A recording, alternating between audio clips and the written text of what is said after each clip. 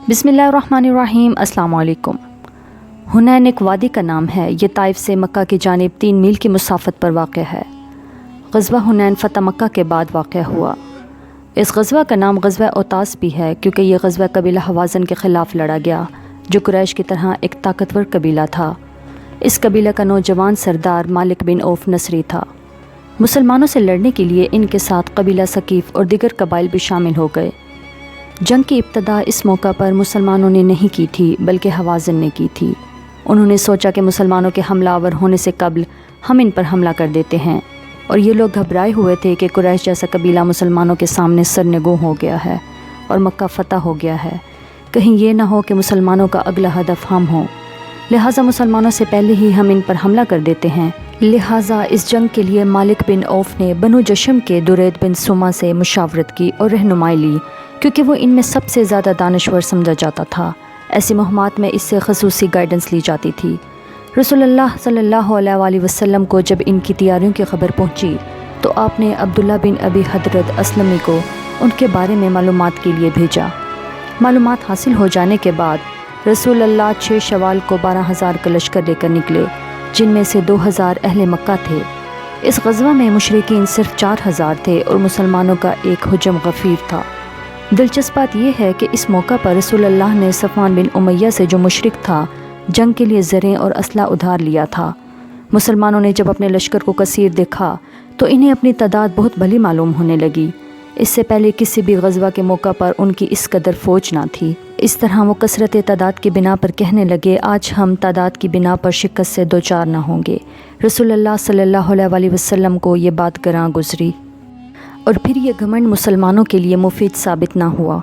चनाचे जब 10 शवाल को इस्लामी लश्कर हुनैन पहुंचा तो मालिक बिन औफ़ यहाँ पहले ही पहुंचकर अपना लश्कर रात की तारीकी में इस वादी के अंदर उतार कर उसे रास्तों, गुज़रगाहों, घाटियों, पोशीदा जगहों और धरों में फैला चुका था, और उसे ये हुक्म दे चुका था कि मुसलमान जो ही नमोदार हों इन्हें तीरों से छलनी कर देना, फिर इन पर यकदम इकट्ठे टूट पड़ना।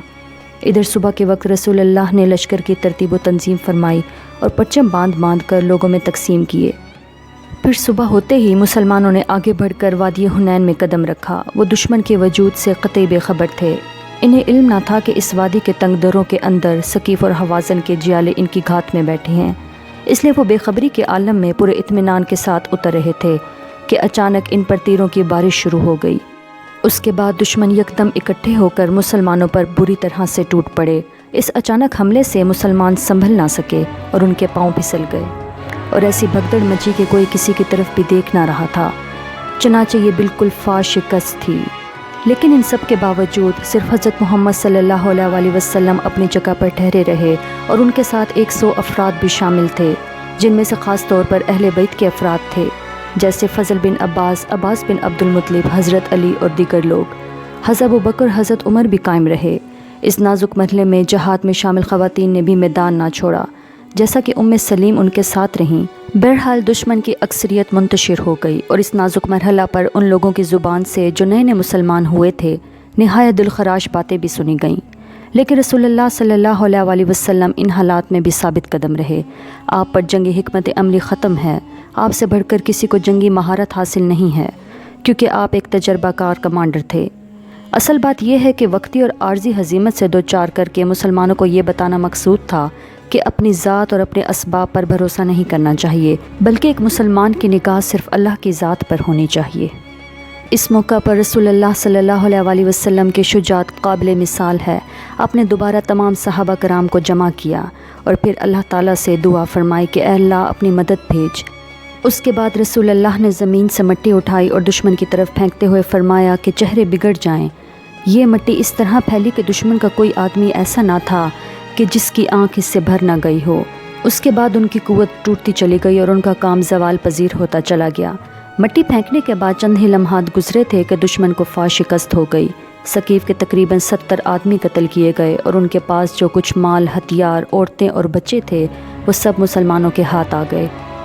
चनाचे अल्लाह ताला ने फ़रिश्तों के ज़रिए इस जंग में मुसलमानों की मदद फरमाई थी, और यही वो तग़य्युर है जिसकी तरफ अल्लाह सुब्हाना ताला ने अपनी इस कौल में इरशाद फरमाया है, और अल्लाह ने हुनैन के दिन तुम्हारी मदद की जब तुम्हें तुम्हारी कसरत ने गरूर में डाल दिया था। پس وہ تمہارے کچھ کام نہ آ سکی اور زمین کشادگی کے باوجود تم پر تنگ ہو گئی۔